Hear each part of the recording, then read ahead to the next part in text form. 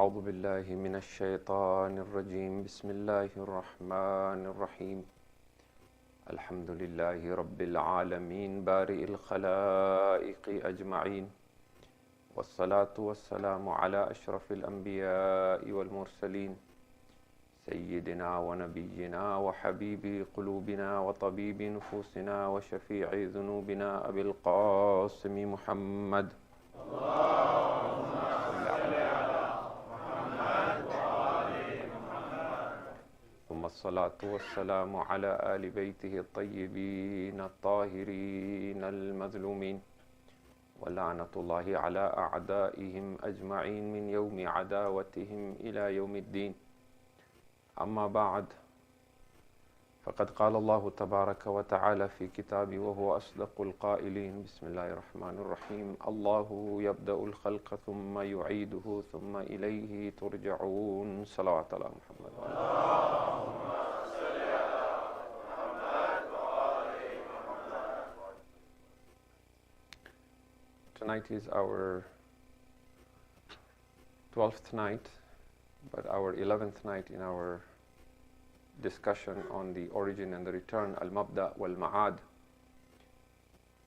And as you may have heard from previous announcements, even though this was to be our last lecture in this series, in fact we have one more tomorrow night. So any final conclusions, inshallah, we will make tomorrow night. I have also received numerous questions from those who have been following and listening to this series, not just locally but internationally as well, from England, from the Middle East, from Africa. And alhamdulillah, it is heartwarming that even though when we first began this series I did think it was a little unsuitable for the occasion, the depth of the questions that I'm receiving is suggesting otherwise, and is in fact suggesting that I'm actually speaking to an overqualified audience, and there are individuals who undoubtedly understand this matter even more profoundly than I do.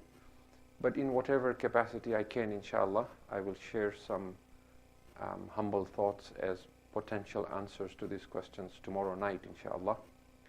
Tonight I want to complete what was left over from the night of Ashura, and a few more points that will lead us to the conclusion tomorrow. We have been talking at length about the need for journeying towards Allah, spiritual awareness, recognizing there is a higher realm beyond the physical, striving for it. And when we look at the history of human beings, we see that there has always been people who have been striving to attain this. But not all of them have attained enlightenment. We know even to this day there are numerous individuals from different faiths, Islam included, who seclude themselves in monasteries, who seclude themselves in forests, who cut themselves away from society. They are seeking God, they are seeking higher realms of spirituality. They wander from place to place, they cut themselves away from all social ties, from all relationships, but enlightenment continues to elude them. And we are therefore led to conclude that enlightenment does not simply happen by doing one specific thing. It is not simply by eating less, or by giving away all your riches, or by isolating yourself in a tower that you will attain enlightenment. There is a perfect mix that must come together in order for enlightenment to occur. You must have all the right chemicals, so to speak, in order for you to have the right result or expected result. So some of the obvious things that we might mention is zuhud, for example, which loosely is translated as asceticism or abstention from the world. And we have spoken time and time again about the need to disassociate from overindulgence in a materialistic life, for obvious reasons, that when you are very much identified with the material world and the physical world, then your attention is not towards anything spiritual. And you start seeing that as the sources of your happiness and the purpose of your life. It is only when you detox from materialism, when you detach from it, that you begin to see the worth of it. Initially, it doesn't seem like anything is happening. It even seems painful, such as, for example, when you're fasting or when you're getting up for prayer in the middle of the night. But with persistence, with time, you begin to see the difference. It is like saying, for example, if you've drunk coffee all your life, you don't even realize you're addicted to it. It is only when you have to give it up and you feel the pangs of that, addiction, having the withdrawal symptoms, you then realize. And then after that, you come to a point where you actually see the difference in not having those constant slumps that the coffee gives you, for example. And then when you start drinking again, you start getting the jitters and you start realizing you can now see the difference. So zuhud in some ways is needed to detox from materialism in order to be able to see its benefit. The other quality that comes into the mix as well is ikhlas. Ikhlas is loosely translated as sincerity. That a lot of times when we do things, because we don't see God as being present, we see people as being present, we naturally want to impress someone. So we naturally do things that we think we are doing for God, but very often we are doing it for our own selves, right? It's not an easy thing. If I have a beautiful voice that Allah has blessed me and I'm reciting Quran or dua, it is quite natural that I will want to give it my best and I will want my audience to feel good about it and to impress them. To be able to do that with ikhlas is not easy. If I'm leading salat, it's the same thing. If I'm sitting on a pulpit and lecturing to people, then obviously there is a tendency to want to impress people with my oratory, with my so-called knowledge or whatever it is. Now to be able to do this with ikhlas, if you're writing a book, if you're helping with humanitarian work, if you're volunteering, if you're teaching at the madrasa, in everything we do there is the issue of ikhlas. Then there is irada. Irada is that firm determination to tread towards a spiritual path, because when you strive for spirituality, when you listen to lectures, when you read books, when you attend, closed door discussions, it's very, very interesting and fascinating. But when you actually start practicing it, the truth be told, it is downright boring, right? Because that you do alone. I mean, to just fast and read du'as and pray, it's cumbersome, right? So to have that passion to get to a higher spiritual realm, it is like someone who is drowning and his only occupation is to save himself from drowning. We've given this example before. You must want Allah, you must want to awaken from the egoic self with that much irada, with that much passion, that strong determination for ma'rifah. Then there is the quality of humility, that to be able to strive without any arrogance, without any feeling of superiority, particularly as you start seeing any signs of progress. Then there is the quality of patience or sabr. Then there is the quality of courage, ash-shuja'a, to be able to say the right thing, do the right thing at the right time, stand up for what is right, even if it is against you or against a loved one, to be fair and just to others in all your relationships, right? So there's all these qualities that you bring in together. Then there is the trust in Allah. Then there is the ma'rifah and knowledge of Allah that we have been saying, tawheed. We've said that a lot of people we see might be very religious in the traditional sense. They might pray, they might fast, they might read a lot of du'as, but you don't see them going towards enlightenment because their understanding of Allah is weak. Their understanding of tawheed is not strong. So there is that enhanced knowledge of theosophical, metaphysical, theological, and philosophical, teachings in Islam. And you bring in all these different qualities together, you develop them slowly, gradually, and when the right qualities come in together, the knowledge is there, the sincerity is there, the worship is there, then you produce somebody who has the capacity to do this, to have enlightenment, to become this insan al-kamil, complete human being, to become a beacon onto others. Now, We said that a lot of times the reason why we're not able to develop these qualities in their right mixture, we all want to be patient, but we don't have the motivation to be patient. We all want that irada, but we don't have it. We all want to trust in Allah, but we don't have it. We all want to seek more knowledge in Islam, but we just don't have the time. We don't have the will. The soul is willing, but the body is not. We just can't get ourselves to, doing that mustahab fast or getting up at night and worshipping. There is one ingredient that is missing, and that we said was love. That unless you fall in love, it becomes extremely difficult, if not impossible, to attain to any level of enlightenment. Why? Because then you're only relying on rationalizing. You're trying to convince yourself to do greater spiritual practices and develop these qualities, but you're convincing yourself using the mind. And the mind doesn't want to do it because it is controlled by the ego. The heart wants to do it. But if the heart is not in love, then it doesn't happen. You will see that when somebody is in love, even with a human being, they begin to manifest all these different qualities that we have been talking about that are required for enlightenment.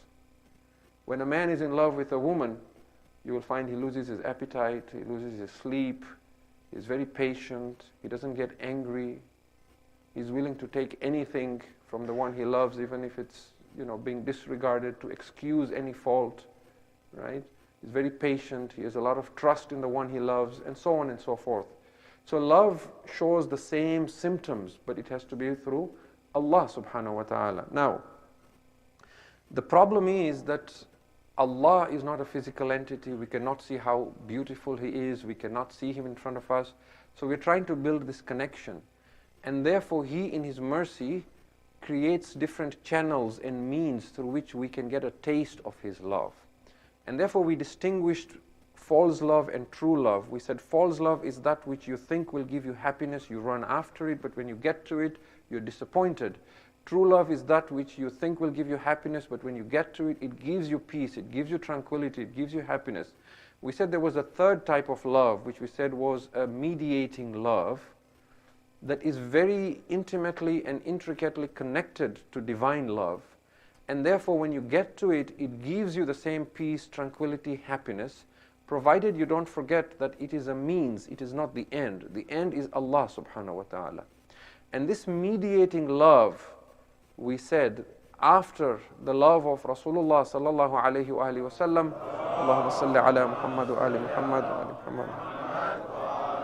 Muhammad, is the thaqalain that he left us, which is the Quran and the Ahlul Bayt alayhim salam. That with these two, if you can fall in love with the Quran and you can fall in love with the Ahlul Bayt alayhim salam, you will find that the closer you come to them, the more you come to know of them, the more you study their lives, the more you walk in their footsteps, it brings you greater peace, it brings you greater happiness. It is not like materialism. You run after a job, you run after a career, you run after some sports, you run after, a beautiful woman or a handsome man, as the case may be. You run after status, you run after wealth. When you get to there, you're frustrated, you're disappointed, you want something else. When you run after the Ahlul Bayt alayhim salam, when you run after the Quran, you find the more you drink from their fountain, the more you want. The feelings of love just get higher and higher until you almost are madly in love with them. Like the man who was called Abis, you have heard of in the Shuhada of Karbala, that when he was fighting in Karbala, at one point, he ripped out his armor and his shirt and he went out and fought until he was cut into pieces. And when he was asked, have you gone mad that you would go out and fight like this? He said, Hubbul Hussein qad ajannani. The love of Hussein has made me mad. I have gone mad with the love of Hussein. And truly this is the feeling you will feel when you go to Karbala. Even when you're walking from Najaf to Karbala, the closer you come, the more you fall in love with Hussein. Because these are not ordinary human beings. These are not ordinary people. These are sources. When Allah says, وَابْتَغُوا إِلَيْهِ الْوَسِيلَةِ, find a means to get to Him. These are means to Him. They come in bodily form here to be role models so that we know how to conduct ourselves. But as I said time and time again, primarily they are teachers of Tawheed. And the reason you love Hussein is because he radiates divine love, that through him you can get that dhawq and that test and that hub of Allah subhanahu. That's why when we pray for Jannah as well, we pray for Jannah bijiwari Muhammad and Ali Muhammad, that we want to be in their neighborhood. We don't want to just be in Jannah. You see, even Asiya, the wife of Fir'aun, when she asks for Jannah, she doesn't say, Allah, build for me a house in Jannah. She says, build for me indaka baytan fil Jannah. Build for me near you a house in Jannah. Because she realizes that is where the elixir is of true love. And obviously near Allah, Allah is not a physical entity. So it would have to be those of His creation that are nearest to Him. You see? So it is for this reason that we love them through wasila. And you will find that anything that then connects through Allah, anything that connects you to Allah becomes a mediating love. It is neither false love nor the original love, but it is a mediating love. And the reason you fall in love with them so easily is because of that connection to Allah. That is why the Ahlul Bayt alayhi salam said, you do not have to convince people to listen to us, to obey to us, to love us, to follow us, to become our followers. You don't need to do that. It is in the fitrah of every human being to love Muhammad and Ali Muhammad. They have no choice, just as it is in their fitrah, they're wired to love Allah, they're wired to love Muhammad and Ali Muhammad, because this is the means of guidance to Allah. So the Ahlul Bayt alayhi salam are saying to us, you don't need to convince anyone, just introduce us to them. The reason why when we introduce them it does not convince people is because we don't introduce them in their pristine form. We interfere in the process and introduce our culture and our own thoughts and our own interpretations, and we portray someone who they're not able to understand, who they're not able to emulate and follow. And that's why they're not able to see the real haqiqah of, not that anyone can understand, but it is a natural attraction towards them. You see, for example, if you find in your heart any love for me, for example, that you like listening to me or you feel some brotherly love to me, what is there in me that you would love? There is no kamal. If I was sitting here for 12 days talking about my family, would you come and listen to me? Would you still say, we love your oratory, we love your knowledge, would you come for 12 days and listen to me talk about my family? I have a large family, I can talk for 24 days. But will you come and listen to me? No. You come and listen to me, why? Because I'm talking about Hussein. Now, Allahumma salli ala Muhammad wa ali Muhammad. Now, why is it that you love Hussein? Because Hussein in his own essence, of course, is a perfect human being that connects you to Allah. But you also say he is Ahlul Bayt. Now, Ahlul Bayt means what? Means family of. Family of whom? Family of Muhammad al-Mustafa sallallahu alayhi wa sallam. Allahumma salli ala Muhammad.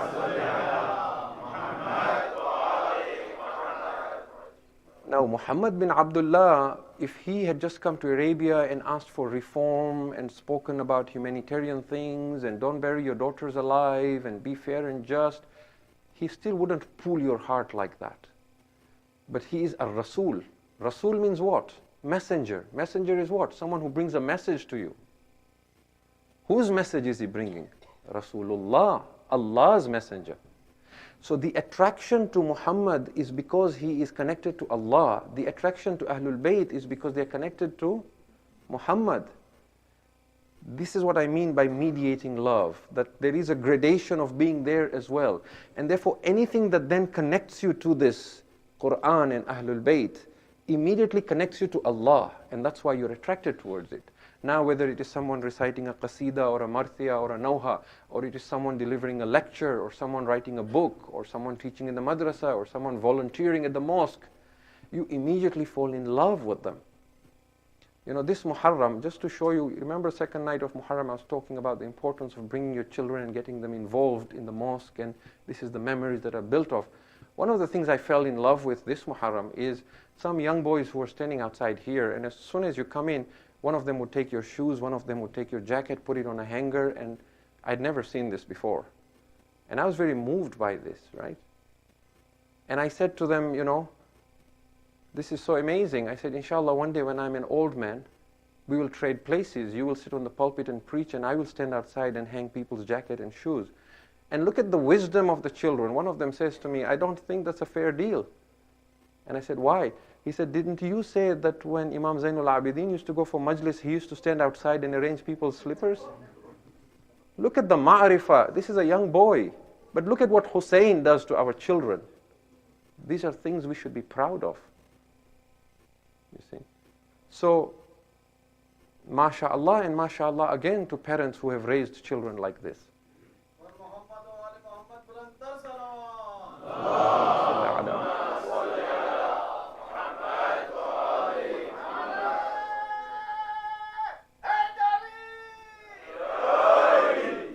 Now, if I had gone to a wedding or a banquet hall for some party, and some young boy had taken my jacket and hung it up and took my shoes, I wouldn't fall in love with that child. I would think, maybe it's his sister's wedding or something, right? Like, what's the big deal?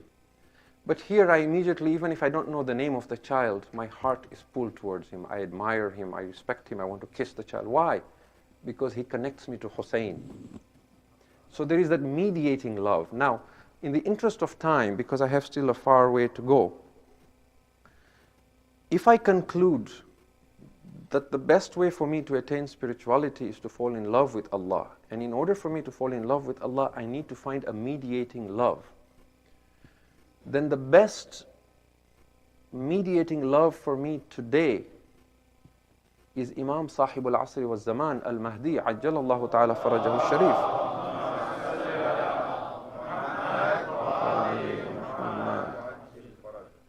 Because he is the living Imam.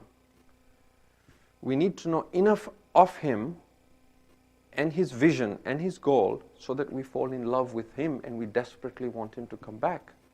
Yes, the Quran is in its place, but as I've said before, the Quran is not a person that you can interact with. People argue, what is superior, Quran or Ahlul Bayt, Quran or Ahlul Bayt?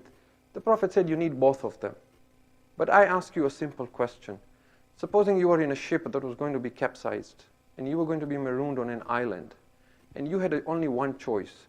You either get on the island with the Quran, or you get on the island with an Imam. Who would you choose? Forget about the social aspect that you need company and someone to talk to. For your spiritual guidance, if you take the Quran, now you must be able to read it, interpret it, understand it. If you take the Imam, he is a walking, talking Quran. Any guidance you want, you ask him, he tells you exactly what because he has inherited the knowledge of the Prophet as it was revealed. The purpose of the Imam is to preserve that knowledge that the Prophet had of the Quran. And that is why there is a need for an Imam. So that golden chalice, that tipping point, when you have acquired all these qualities of sabr and irada and tawakkul and zuhud and iman and ikhlas, now you're looking for that tipping point to take you to enlightenment. That tipping point is Al-Mahdi, Ajjalallahu ta'ala farajahu sharif. Allahumma salli ala Muhammad. From this we understand the hadith that says in every age and in every time there has to be an Imam on the earth. لولا الحجة لساقت الأرض. We are told in hadith. If Allah was to leave the world without a proof even for a moment, this earth would collapse. It would cease to exist. What it is telling us is that when you connect to Allah subhanahu wa ta'ala, there is a point at which that connection hinges on that hujjah, on that proof at all times. And this Imam in particular is so special that when I read the ahadith of the other Imams, even though all Imams are equal for us, the other Imams want to serve this Imam. You go read for yourself. Imam as-Sadiq alayhi salam says, I would have loved to serve the Mahdi alayhi salam. Amir al-Mu'minin alayhi salam speaks in praise in Nahj al-Balagha about the Mahdi. Every Imam is yearning and longing to be with this Imam. Why? Now, this is something that I want to talk about very quickly. Why do I see the role of the Mahdi alayhi salam so strongly tied to the whole discussion I've been having about enlightenment and spirituality and manifestation and tajalli and journeying to Allah and mabda and ma'ad? Why?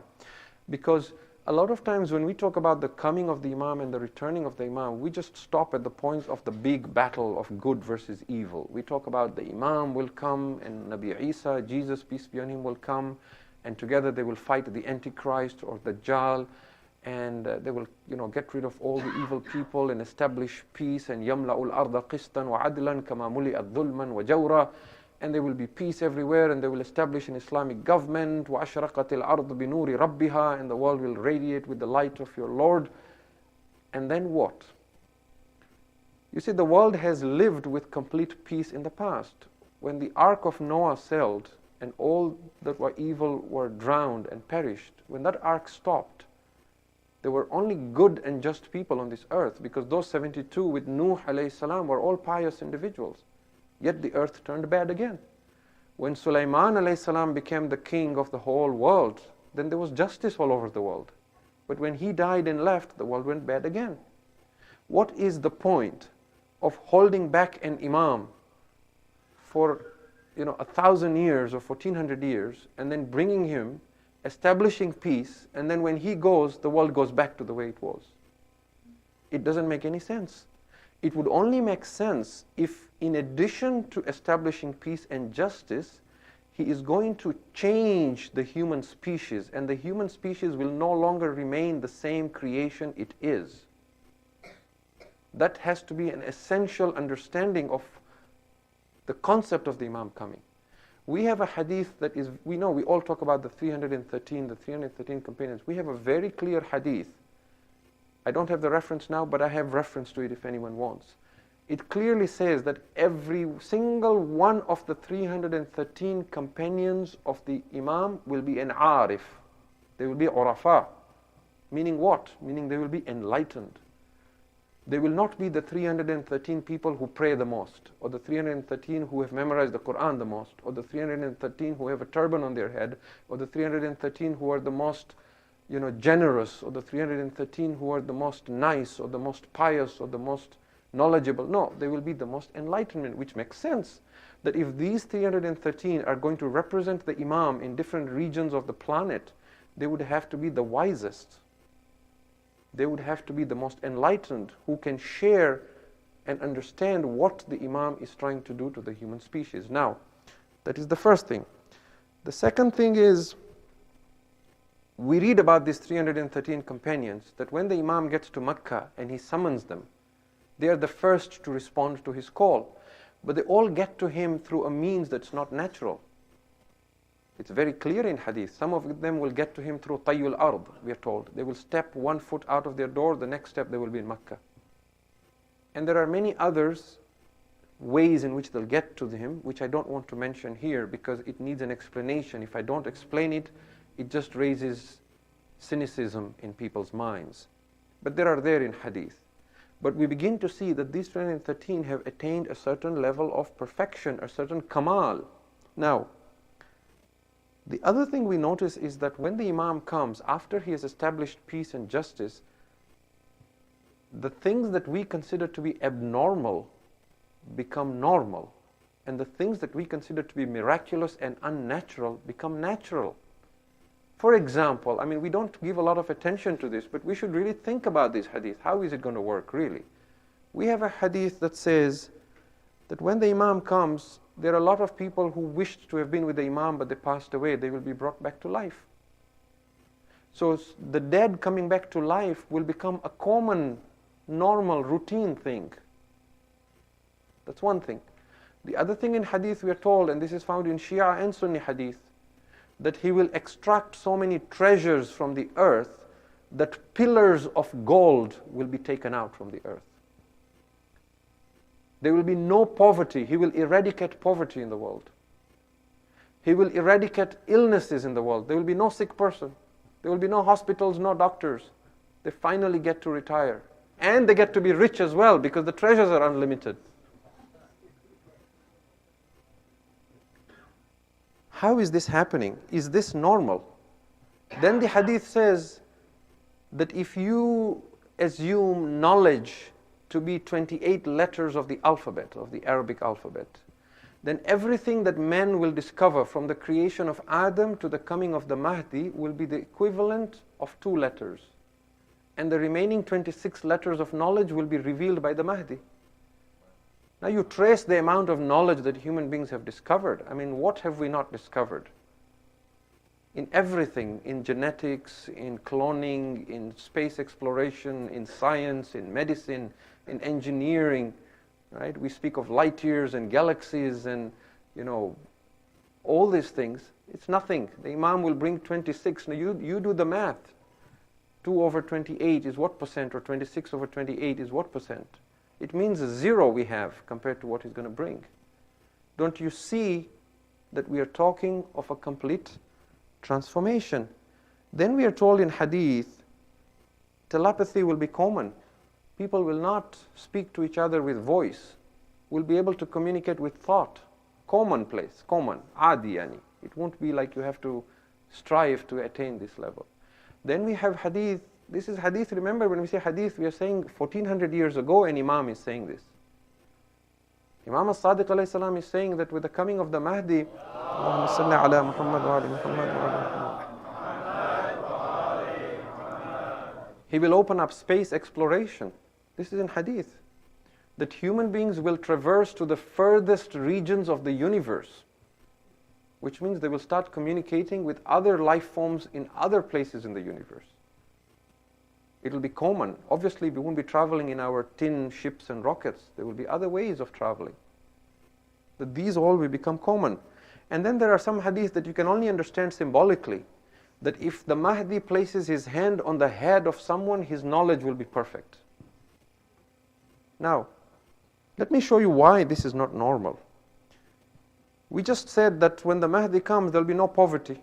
He'll eradicate poverty. The Quran says that if Allah was to give everyone unlimited sustenance, there would be chaos in this world. There would be havoc. He says in chapter 42, verse 27, Surah Shura, وَلَوْ بَسَطَ اللَّهُ الرِّزْقَ لِعِبَادِهِ لَبَغَوْا فِي الْأَرْضِ.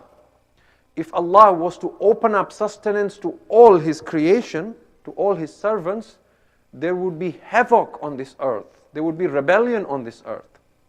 وَلَكِنْ يُنَزِّلُ بِقَدَرٍ مَا يَشَاءُ. But rather He sends it down in a fixed measure. إِنَّهُ بِعِبَادِهِ خَبِيرٌ بَصِيرٌ. It is because He sees and He knows His servants. It makes perfect sense, isn't it? We all get up early morning, we get dressed, we go out to work. Why? Because we don't have so much wealth that we don't need to work, right? Someone goes out and early morning is working at the gas station. Somebody goes out, is collecting garbage. Somebody is going to the bakery, he's baking bread. The farmer is up early, he's growing plants. Now imagine everyone has so much wealth, they don't know what to do with it. I mean, if I tell you all the hadith, it's mind-boggling. There will come a point initially where people will just run after this wealth like wild creatures when they see all these treasures coming out. But then they'll store them and hoard them, and they'll realize they've got no room to keep the treasures. So now it will lose value. Gold, silver will lose value. So people will be walking on the streets and there'll be treasures lying on the road. The way you see rocks and stones, there'll be gold and silver and wealth, and nobody wants to even look at it because there is no place to keep it. Nobody needs it. The earth is giving out crops in abundance. There is fertile land everywhere. There's no illness. No one needs wealth. Now, if in today's world we had unlimited wealth, who will go out and work? If nobody goes out to work, where am I going to get my bread from? Where am I going to get my fruits from? Who is going to look at me when I fall sick? Right? How is water going to run through my faucets? Who will provide electricity to me? Now, the ahadith go on to explain how this will happen and how human beings will learn to live like this. But in summary, because I still have a lot to cover, essentially human beings will evolve, will transform to a greater purpose. Today our world runs on fear and greed. The stock markets run on fear and greed, isn't it? That's how our world revolves. Human beings will ascend and rise above fear and greed. They will learn to go out and work and serve each other out of the love for Allah subhanahu wa ta'ala, not out of greed for wealth, out of concern for each other. out of wanting to better themselves, out of seeing the wrongness in being lazy or being a parasite or begging or asking from others, out of having that self-honor, out of wanting enlightenment, out of that love and obedience to Allah and to the Mahdi as a representative of Allah. Now, when human beings attain these levels of maturity, spiritual maturity, then they can still go out and function, and you can have a society, a political system, a social system, an economic system that is not dependent on wealth, that is not dependent on material means. So, and that is not all. The coming of the Mahdi also is a preamble and a preparation towards the Day of Judgment. So all the things he does, like bringing the dead back to life, in a sense it is a mercy of God, so that you don't go from a world where you think this is normal to the Day of Judgment where everything is just shocking and frightening and unbelievable. There is a gradual progression and change of the human species, that they evolve and they begin to see things that are going to happen on the Day of Judgment while they're in this world. There is a general progression to this. Allama Tabatabai, may Allah, fill his grave with light. We really would have had nothing much to speak of the Quran had it not been Al-Mizan. It is really an amazing, amazing tafsir. Allama Tabatabai has a very interesting understanding on this. He says that many of the verses of the Quran that speak about the Day of Judgment, when you look at the hadith from the Imams alayhimus salam, you will see that one Imam uses this hadith to prove barzakh. Another Imam uses the same hadith to talk about the Day of Judgment. Another Imam uses the same hadith to talk about raj'ah. And another Imam uses the same hadith to talk about the coming of the Mahdi alayhi salam. And he says, unfortunately, a lot of scholars, when they see these different Imams associating this verse of Quran to these different eschatological phenomena, they assume that one is correct and the rest are fabricated. But he says that some of them are so mutawatir, meaning that they have been reported by so many different chains of narrators that you cannot ignore them and say that they are weak or fabricated. He says this is not a fabrication. That verse actually applies to all these different circumstances, because all these phenomena are very tightly connected to each other. They have a sequential and a progressive relationship to each other.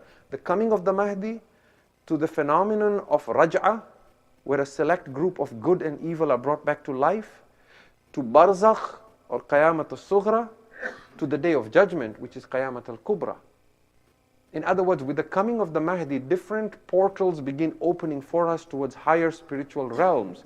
We begin to start touching the Day of Judgment and seeing, interaction with angels, the ability to see demons, to see the dead coming back to life, communicating through telepathy, not being so reliant on the physical body, being able to live for a long time without needing a lot of food or water, being able to traverse through space. We are slowly changing as a species and becoming a different min nash'a ila nash'a. Our form will change and we will evolve in a sense. Now, look at this verse, for example, which is from Surah Muhammad, which is chapter 47, verse 18. Allahumma salli ala Muhammad wa ali Muhammad wa ali Muhammad wa ali Muhammad. It says, فَهَلْ يَنْظُرُونَ إِلَّا السَّاعَةَ أَنْ تَأْتِيَهُمْ بَغْتَةً. Are they waiting for anything except for the hour that shall come upon them suddenly? فَقَدْ جَاءَ أَشْرَاطُهَا. When in fact its signs have already started manifesting themselves. فَأَنَّا لَهُمْ إِذَا جَاءَتْهُمْ ذِكْرَاهُمْ. But of what use will it be to them, this reminder, when this sign comes to them? Now the verse is very general, isn't it? It says, are they waiting for anything except that the hour should befall upon them when the signs have started manifesting? It's a very general verse. When you look at hadith, you'll find one hadith that tells you that this hour that is about to happen suddenly and whose signs have started appearing is the coming of the Mahdi. You look at another hadith, it says this is the Day of Judgment. Another one says this is raj'ah. Another one says this is barzakh. Right? All of them are true because they are so tightly integrated and related to each other. There is no contradiction here. There is simply a progression, and we need to acknowledge this. Now, When we witness the events that are taking place in the world today, even though as Muslims we are discouraged from trying to predict when the Imam is going to return, we don't take that position where, we unfortunately have found this happening frequently in the Christian world. Every few years somebody's predicting Jesus is coming back 1999 and then he doesn't come back. Jesus is coming back 2000, doesn't happen. It keeps happening. And those people following are obviously at some point being disappointed that, why are we keep receiving predictions and nothing is happening? So in Islam, we're told nobody actually knows the time of the Imam's coming, which is true. He may come tomorrow, he may come after 1,000 years. We don't know.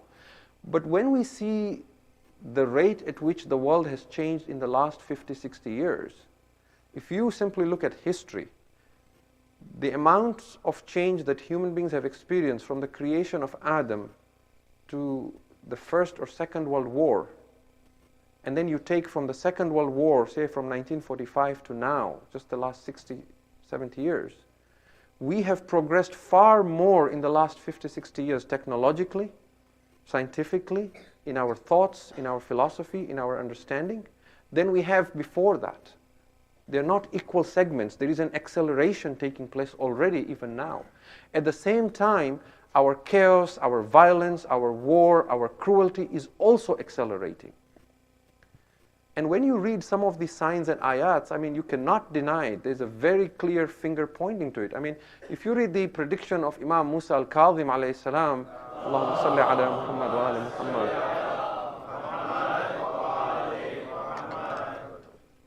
When he said, there shall come a man from my descendants who will rise from the city of Qum, and he will create an awakening, and he will create a revolution that will connect with the coming of the Mahdi and so on and so forth. There is a very clear connection to Imam Khomeini that he was the person predicted. Now, it's very hard to find anyone else before Imam Khomeini who would have fit that description, and it'd be very hard to find someone else who would fit that description after. And the revolution of Iran took place in 1979. It lasted 10, 20 years, even 99, 2000, we were thinking, at some point this thing is going to collapse. But it keeps going. At the same time, another prediction, this prediction is now being popularized more by our Sunni brothers than we are, which is a prediction of Imam Ali bin Abi Talib, salawatullahi wa salamu alayhi. Allahumma salli ala Muhammad wa ala Muhammad. His prediction about this, the rise of ISIS, if you see that prediction, I have seen, and watched lectures and the explanation of this hadith of Amir al-Mu'minin by Sunni scholars. It's astounding how similar it is. They will rise a people on whose lips will be the name of Allah, dhikr of Allah, but they will be the cruelest of people, the most violent of people. They will have black banners. They will call themselves ad-dawla. They call Dawlatul Islam, right? They call themselves Islamic State. They will call themselves Dawla. He's even telling you the name. They will grow long hairs up to their shoulders. Their names will all start with Abu. Abu this, Abu this, Abu that. You look at all of them, they have changed their original name. Name is Ibrahim, becomes Abu Bakr al-Baghdadi, Abu this, Abu that, Abu Khalid, right? Their last names, Imam Ali says, will all be the names of cities. You look at all of them. Al-Baghdadi, Al-Libi, Al-Jazairi, Al-Brittani, Al-Amriki, Al-Kanadi, all of them. This is serious. You look at this, prediction of Amir al-Mu'minin alayhi salam, it is as if he was seeing it with his eyes. It's a lengthy tradition. Every single one of them is a perfect match. So we can't predict and say, this is this, but we can't also be naive. If there was a set of dominoes that are being knocked to the coming of the Mahdi, it appears as if the domino has been pushed. We don't know how far it's going. As I said, it could take 1,000 years. Who knows, right? When the Arab Spring started, we thought, this is it. The Imam's coming in 2011, right? It's already been 3 years. So we don't know how it's going to play out. But my personal belief, when I also, on the other hand, read the description of Sufyani and his armies, I'm not going to say these are the Sufyanis, but I'm going to say this much with my ignorance, in my humble opinion, to the best of my understanding at this point. These are certainly the seeds that will lead to that.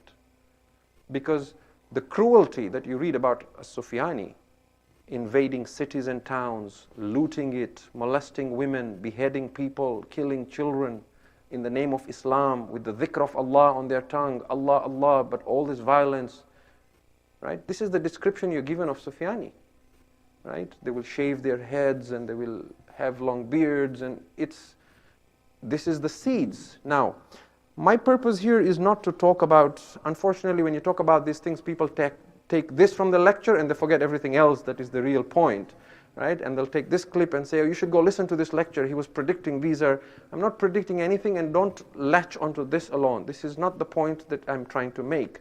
The point I'm trying to make is this, that if there are people who are planting the seeds for the coming of Sufyani, what are we doing to plant the seeds for the coming of the Mahdi? That is the point I'm trying to make. And because I have tried to show you that when the Mahdi alayhi salam comes, he is going to transform the human race. And these series of lectures were about transforming ourselves and awakening to a new reality and having a new perspective in life. What I'm trying to say as well is that even though the subject that I chose for this Muharram is a little dry, is a little boring, is a little philosophical, and I did receive emails from individuals asking to, water it down, simplify it.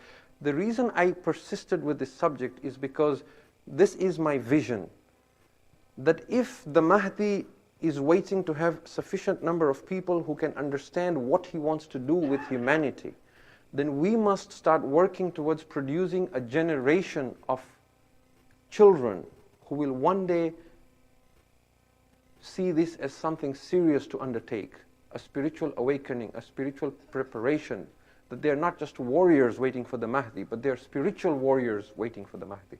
And it is not just I who is trying to do this. If you see and you sit back and think about it, you will find that, alhamdulillah, alhamdulillah, the kind of community we have, there is a number of efforts being worked on, and they're all aiming towards the same thing. Right? You ask the Iranian government, they will tell you that their ultimate aim is to prepare something that they can hand over to the Mahdi. Whatever its flaws, limitations are, certainly not a perfect state, but whatever they're trying to do. You come to our local community, right? We have an Islamic school here for children. Go speak to the people, the founders of Wali al-Asr. Ask them, what is your vision? What is your goal? What is your aim? Whatever they might tell you as short-term, long-term goals. We want to establish a Canadian, a university in the name of the Imam. We want our children to excel spiritually and socially in secular world and all that. But at the end of it all, they will tell you, we are preparing for the coming of the Mahdi. This is what we want. Right? Allahumma salli ala Muhammad wa ala Muhammad. And at this point, even though I had something else I wanted to cover, but I will inshallah cover it tomorrow as part, I will tell you what I wanted to cover.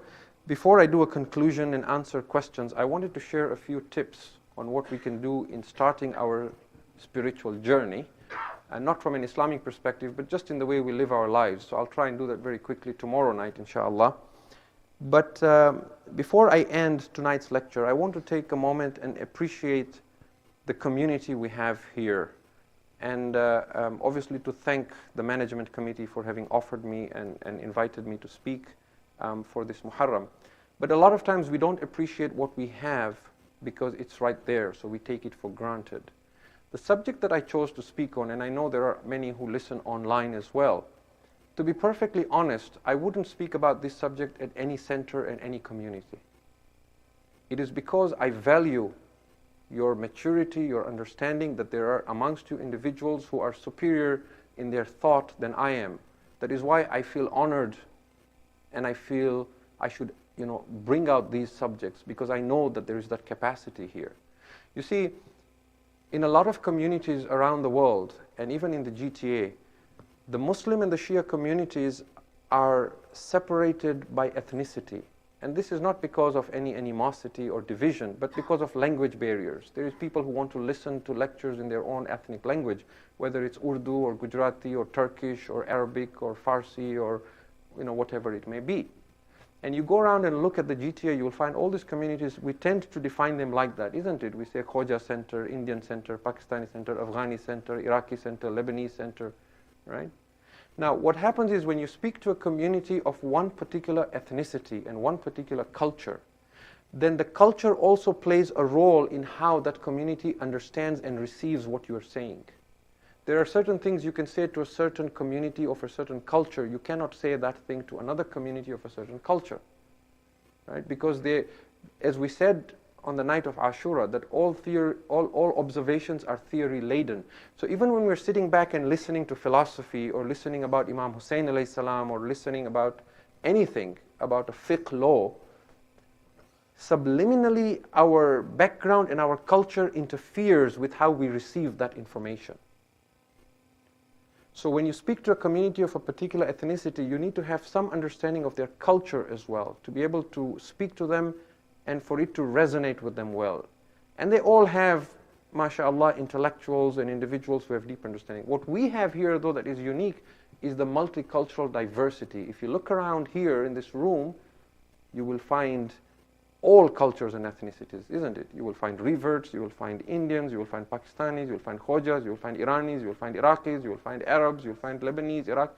There's a mix, which means now when we come together, we need to understand things outside our cultural differences and barriers. And then add to that the sincerity that we have, alhamdulillah, the intellectual capacity. And that is why you keep hearing people saying that this is a unique center. The volunteers are so nice, the management committee is so nice, the previous and past committees, you know, the volunteers, the children, the madrasa, and we need to preserve this and cherish this, and inshallah, stay together and try and grow in our spiritual awareness in preparation for the Mahdi alayhi salam, so that inshallah, when followers come from him, if not all of us, then at least many of us, inshallah, are amongst his followers. Ameen, ya Rabbal Alameen. So inshallah, for the school we have here, for the management, for the mosque, for the volunteers, for the children, for everyone who is in every way associated with the Masumin Islamic Center, if we can recite aloud, Salawat ala Muhammad wa ali Muhammad wa ali Muhammad. If we can have one more Salawat ala Muhammad.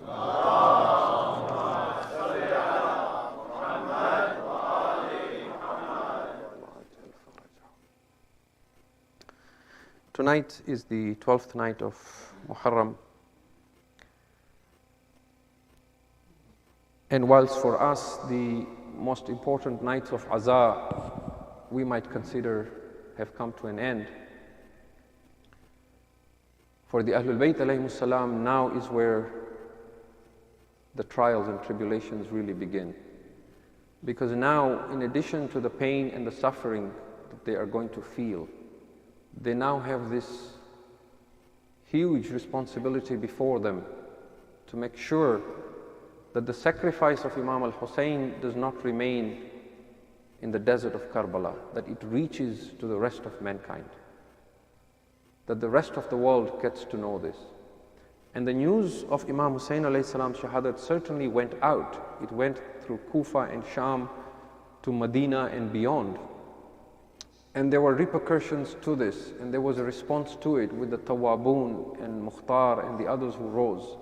But it was important that the people who were first-hand witnesses of this, which were Imam Zainul Abidin alayhi salam and Sayyidah Zainab alayhi salam as the leaders of this qafila, to bring this message back to humanity and to make sure that the true sacrifice is not lost and that what really happened in Karbala reaches us through all the times and through all the ages.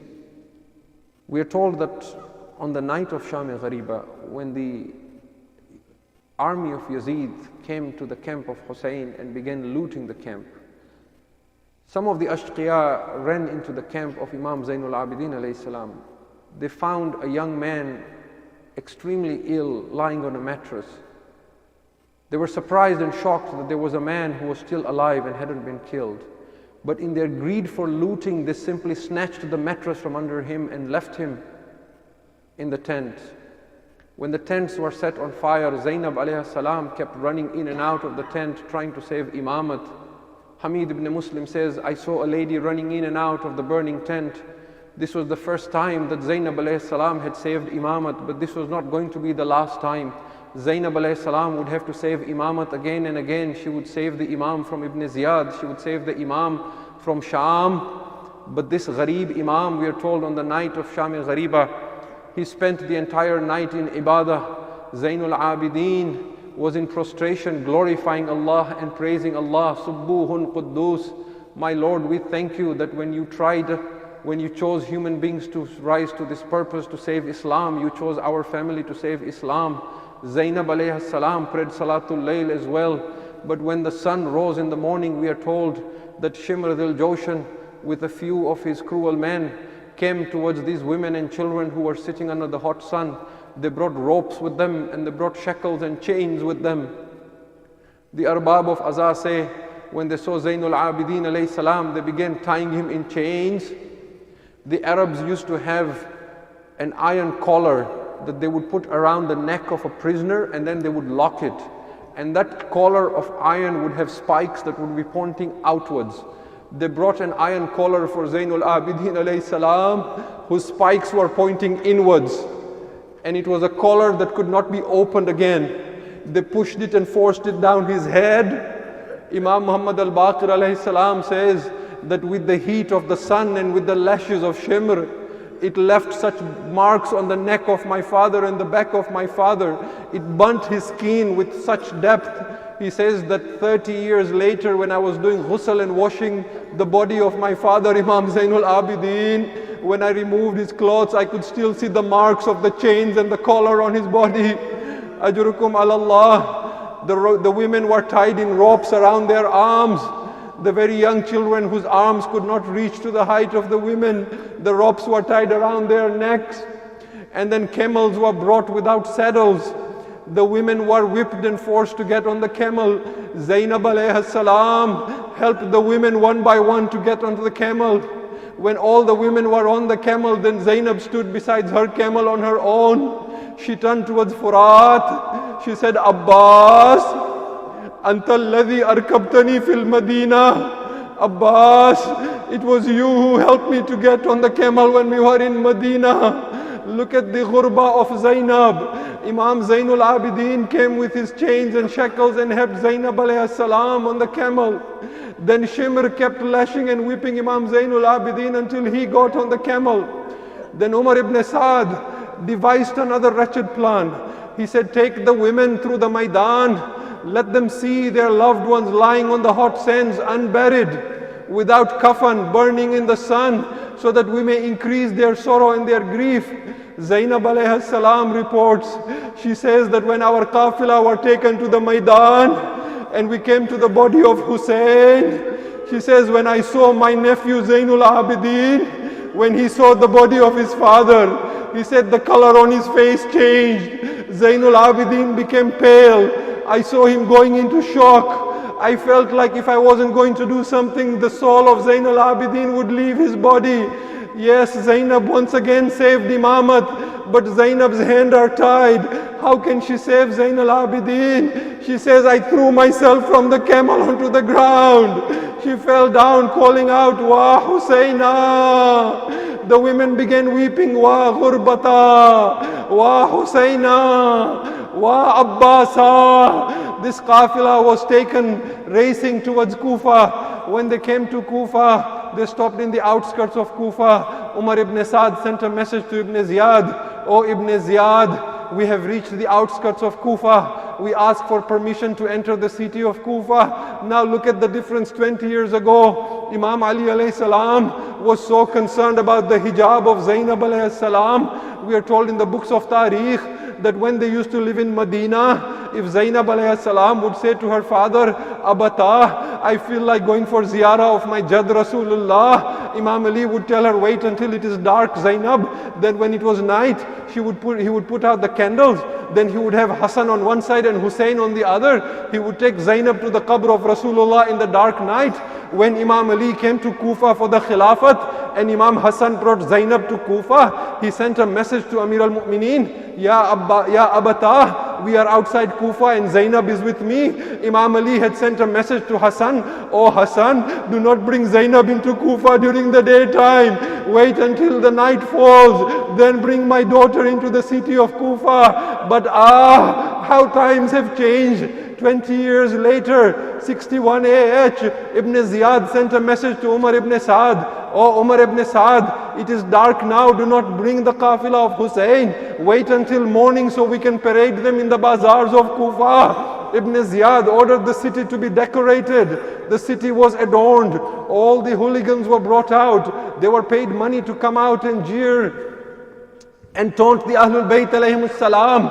But the next day when the sun rose and this qafila was brought into the bazaars of Kufa, some were throwing fire at the Ahlul Bayt, some were throwing water at the Ahlul Bayt, some were laughing at them and some were crying, some were throwing rocks at them, and the people were jeering them. The women were crying, Wa hijaba, wa ghurbata, wa Husaina. Zainab alayhi salam, she saw a man holding the head of Hussein on a spear. He was praising himself and saying, I am the man with the longest lance. I am the man with the sharpest sword. I am the man who killed the best of people. She began crying. She said, oh man, oh wretched man, do not say this, but rather say, I am the one who killed the one whose cradle was rocked by Jibreel. Say, I am the one who killed the one for whom the arsh of Allah shook. Say, Ya waylata, qul ya waylata, ana qatilu Muhammadin al-Mustafa. I am the one who killed Muhammad al-Mustafa. Ana qatilu Amir al-Mu'mineen. I am the one who killed Ali bin Abi Talib. Ana qatilu al-malaikati wal-anbiya'i wal-awsiya. ألا لعنة الله على القوم الظالمين وسيعلم الذين ظلموا أي منقلب ينقلبون إنا لله وإنا إليه راجعون.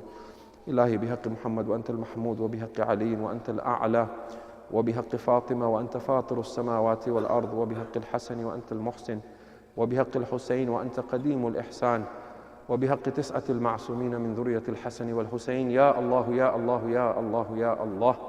Oh Allah, we ask you for the sake of Muhammad and Ali Muhammad that you accept our azaa in these 12 nights.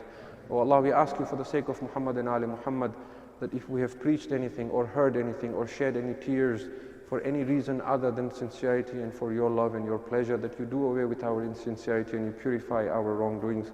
Ilahi bihaqqi Muhammad wa Ali Muhammad, we ask you to give us the strength and the will to want to purify ourselves. We ask you to hasten the return of our Imam and to make us amongst his ashab and ansar. Rabbana taqabbal minna innaka anta as-sami'ul alim. Matam ya Hussein, ya Hussein, ya Hussein, ya Hussein, ya